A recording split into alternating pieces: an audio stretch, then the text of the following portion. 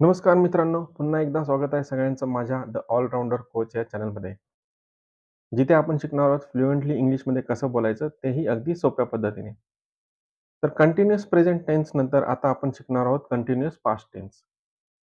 Continuous present टेन्समध्ये आपण शिकलो की एखादी क्रिया आत्ता या क्षणी चालू असेल तेव्हा कंटिन्युअस प्रेझेंट टेन्सचा वापर केला जातो. तसंच कंटिन्युअस पास्ट टेन्समध्ये भूतकाळात एखादी क्रिया काही काळासाठी चालू असते, तेव्हा अशी झालेली क्रिया व्यक्त करण्यासाठी कंटिन्युअस पास्ट टेन्सचा वापर केला जातो. आता मराठीमध्ये बोलली जाणारी कंटिन्युअस पास्ट टेन्सची वाक्ये ओळखायची कशी? तर मराठीमध्ये बोलल्या जाणाऱ्या वाक्याच्या किंवा त्या वाक्यातील क्रियापदाच्या शेवटी जेव्हा त होतो, त होतास, तो होता, त होती, त होते अशा प्रकारचे शब्द असतात, तेव्हा ते वाक्य कंटिन्युअस पास्ट टेन्सचं असतं. उदाहरणार्थ, मी ऑफिसला जात होतो. या वाक्याच्या शेवटी जात होतो असे शब्द आहेत. यावरून हे लक्षात येतं, की हे वाक्य कंटिन्युअस पास्ट टेन्सचं आहे.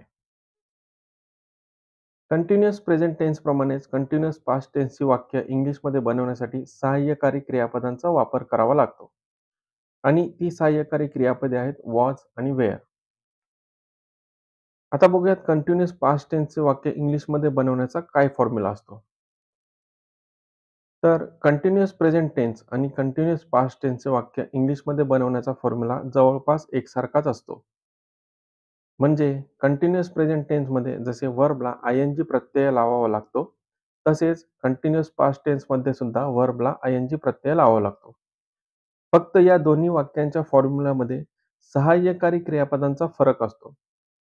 कंटिन्युअस प्रेझेंट टेन्समध्ये एम किंवा इज किंवा आर या सहाय्यकारी क्रियापदांचा वापर केला जातो आणि इथे वॉज आणि वेअर ही सहाय्यकारी क्रियापदे वापरली जातात. आता आपण कंटिन्युअस पास्ट टेन्सची काही उदाहरणे बघूया. रमेश वाचनालयात वर्तमानपत्र वाचत होता. Ramesh was reading a newspaper in the library. Leena कागदावर चित्र काढत होती. Leena was drawing a picture on a sheet paper. या दोन्ही वाक्यांच्या किंवा वाक्यातील क्रियापदांकडे लक्ष द्या.